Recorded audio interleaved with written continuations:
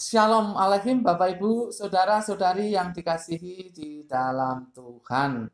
Sebelumnya saya mengucapkan selamat berkarya kembali di minggu ini. Mari kita berdoa. Bapa, dalam nama Tuhan Yesus, terima kasih untuk waktu ini. Kami akan belajar firman-Mu sebagai bekal dalam kehidupan kami sehari-hari. Tetapi kami sadar akan keterbatasan kami. Kami membutuhkan Roh Kudus yang menerangi hati kami sehingga kami sanggup memahami kebenaran firman-Mu ya Bapa. Dalam nama Tuhan Yesus kami berdoa. Amin. Bapak Ibu Saudara-saudari yang dikasihi dalam Tuhan, hari ini Senin 21 Juni 2021 kita akan belajar dari Pengkhotbah pasal yang ke-10 ayat 10. Pengkhotbah pasal yang ke-10 ayat 10. Judulnya adalah Besi Tumpul Tenaga Besar.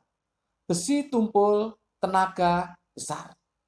Bapak Ibu Saudara-saudari yang dikasihi dalam Tuhan, salah satu pekerjaan bulanan saya adalah merapikan buku renungan yang saya buat sendiri untuk gereja-gereja sekitar ya, sekitar kami tinggal atau sekitar kami bergereja. Bapak Ibu, saya harus merapikannya secara manual karena jumlahnya cuma 170 ya, jadi tidak dicetak. Jadi secara manual. Nah, saya merapikannya memakai cutter. Kalau cutter itu baru atau ujungnya masih lancip, wah, gampang sekali saya ya. Membuatnya rapi itu gampang sekali. Tetapi kalau sudah bahasa Jawanya itu ketul ya, tumpul, maka saya harus memakai tenaga yang besar untuk bisa rapi. Bahkan sudah pakai tenaga besar, ya seringkali tidak rapi. Maka harus dipotong lagi. Kan cutter bisa dipotong. Tidak bisa diasah, ini dipotong. Lalu kan lancip lagi, tajam lagi. Pakai itu mudah lagi. Jadi kalau tajam mudah sekali. Tapi kalau udah tumpul, wah tenaganya ya besar sekali. Jadi capek kalau memakai cutter yang tumpul. Nah Bapak Ibu Saudara-saudari yang dikasihi dalam Tuhan, kali ini kita akan berbicara mengenai hal seperti itu. Ya, sepadan dengan hal itu. Mari kita baca ayatnya. Pengkhotbah pasal yang ke-10 ayat 10. Demikian. Jika besi menjadi tumpul dan tidak diasah, maka orang harus memperbesar tenaga. Tetapi yang terpenting untuk berhasil adalah hikmat. Dari ayat ini kita akan belajar 3 hal ya. 3 hal. Coba kita bagi pelajaran ini menjadi 3 hal. Yang pertama, jika besi menjadi tumpul. Jika besi menjadi tumpul. Apa yang dimaksud besi di sini? Kok bisa menjadi tumpul? Di dalam bahasa Ibrani dipakai kata barzel. Barzel. Itu adalah terutama besi untuk memotong. Besi untuk memotong. Jadi penekanannya kepada besi untuk memotong. Dan penafsir setuju bahwa ini adalah kapak.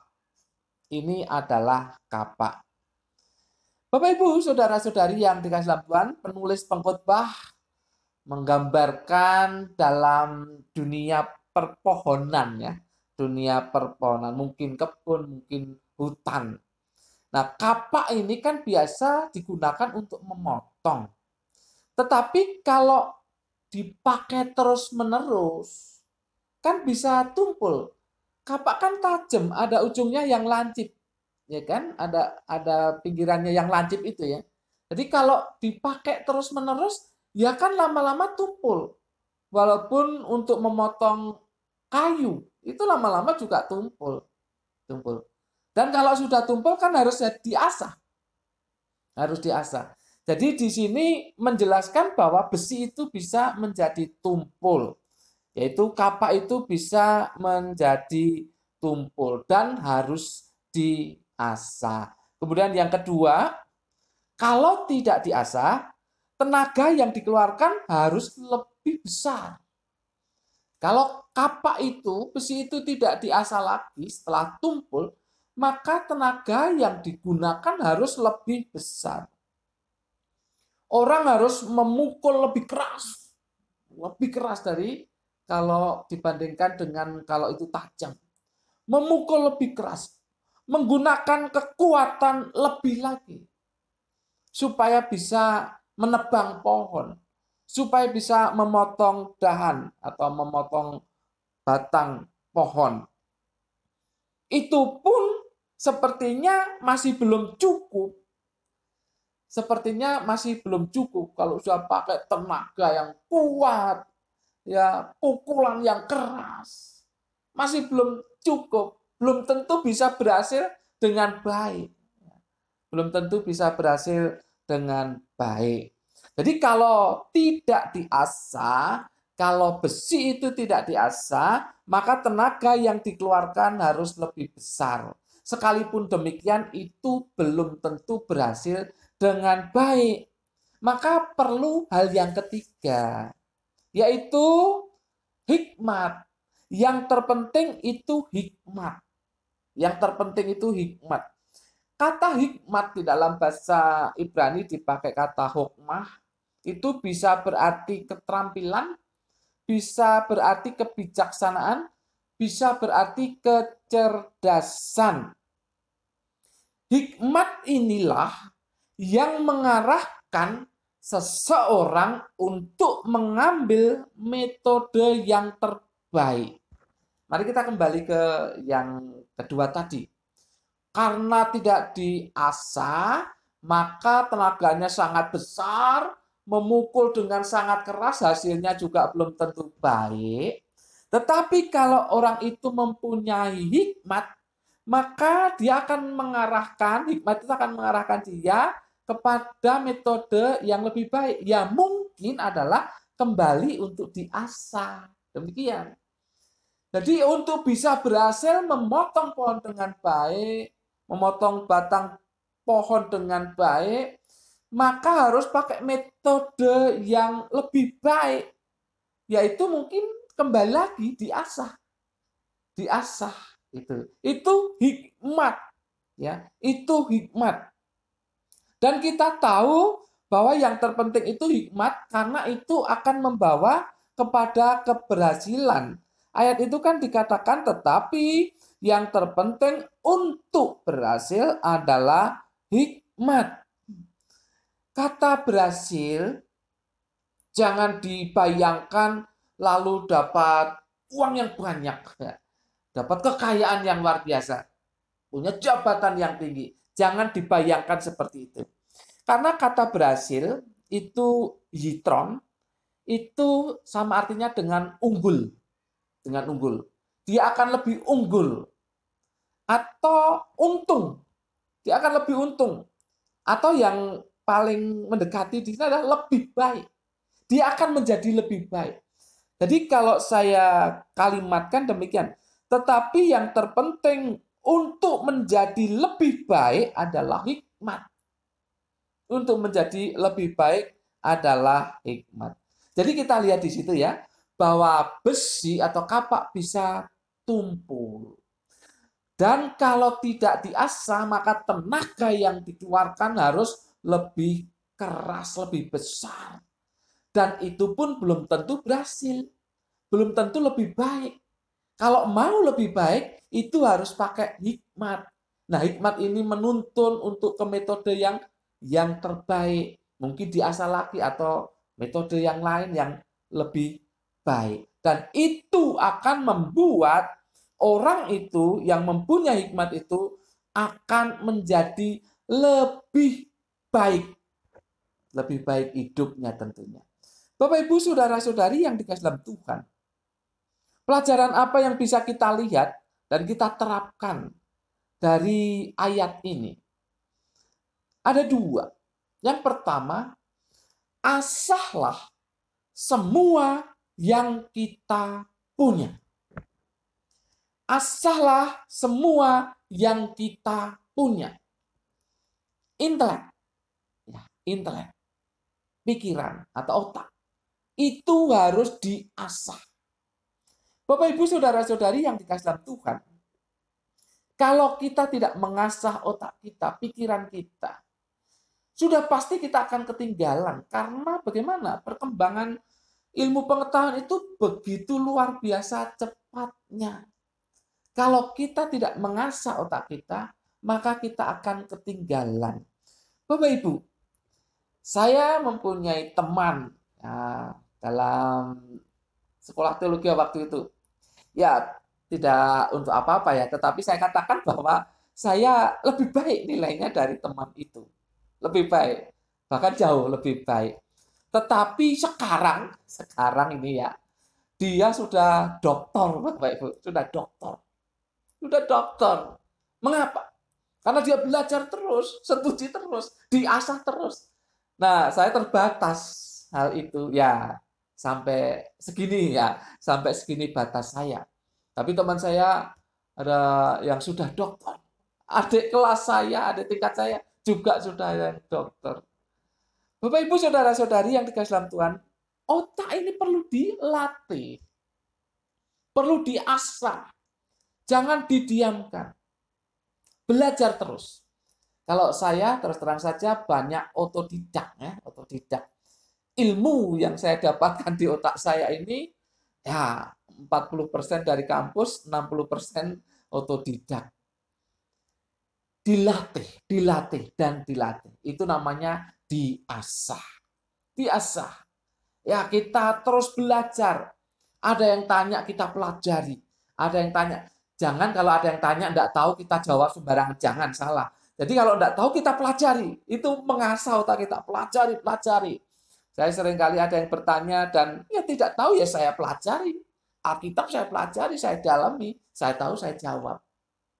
Diasah otak ini.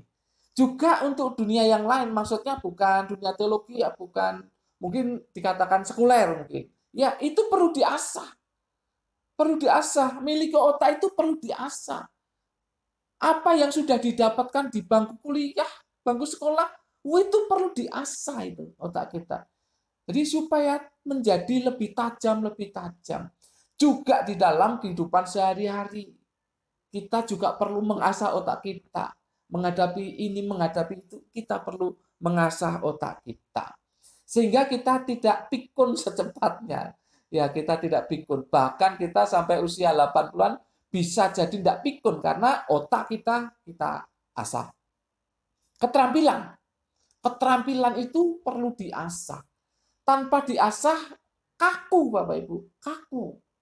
Main musik misalkan, kalau tidak diasah tiap saat itu kaku. Apalagi kalau main drum, Bapak Ibu, kalau sudah bisa main drum lalu tidak diasah berapa tahun gitu, kaku, nggak enak sama sekali.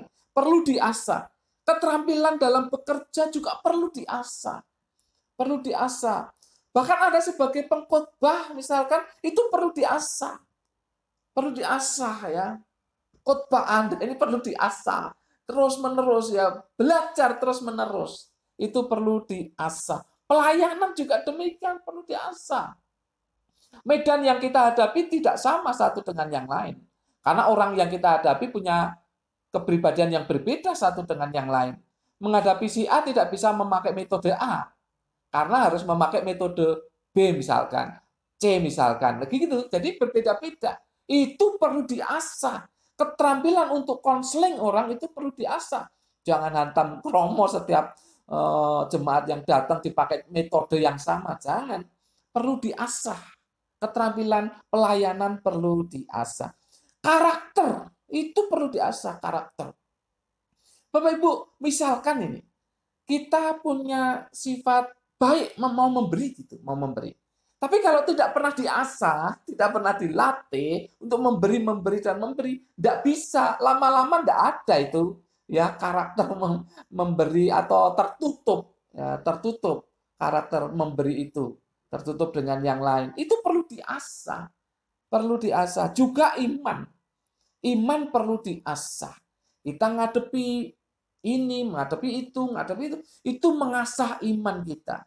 Dan kita mengasahnya juga dengan bersekutu dengan Tuhan, membaca firman-Nya, berdoa, melayani. Itu mengasah iman. Jadi sekali lagi, Asahlah semua yang Anda punya. Asahlah. Jangan biarkan tumpul. Kalau tumpul, maka Anda bekerja lebih keras lagi. Dan belum tentu hasilnya baik. Maka perlu diasah kepandaian, keterampilan, karakter, iman. Itu perlu diasah. Yang kedua, mintalah hikmat Tuhan. Mintalah hikmat Tuhan. Mintalah kecerdasan untuk bertindak. Bukan hanya kecerdasan di dalam intelek. Kecerdasan untuk bertindak. Kehati-hatian, kewaspadaan untuk bertindak. Pengetahuan untuk bertindak. Sehingga kita akan tepat di dalam melangkah. Hikmat Tuhan itulah yang membuat kita tepat di dalam melangkah. Bapak Ibu, kadangkala orang ini melakukan sesuatu yang benar, tetapi justru menyakitkan orang lain. Kenapa? Tidak tepat. Tidak tepat ketika melangkah. Karena dia tidak punya hikmat. Tidak memakai hikmat. Maka perlu minta Tuhan memberikan hikmat untuk kehidupan kita. Karena hikmat Tuhan itulah yang akan membuat kita melangkah dengan tepat. Bapak Ibu saudara-saudari yang dikasih dalam Tuhan. Besi tumpul, tenaga besar. Tetapi kalau besi tajam, maka kita akan lebih bisa berhasil. Dan hikmatlah yang menuntun kita melangkah dengan baik. Oleh sebab itu, mari sekali lagi asah apa yang Anda punya dan minta hikmat Tuhan. Sehingga langkah-langkah kita akan menjadi langkah-langkah yang memberkati orang lain. Bahkan juga memberkati kita sendiri. Amin. Mari kita berdoa. Bapa, dalam nama Tuhan Yesus, terima kasih untuk firman-Mu. Kami sudah belajar. Terima kasih Roh Kudus sudah menolong kami untuk memahaminya. Kiranya Roh Kudus juga akan menolong kami untuk menerapkannya. Dalam nama Tuhan Yesus kami berdoa dan mengucap syukur. Semua yang percaya katakan amin. Tuhan memberkati Bapak Ibu saudara-saudari senantiasa.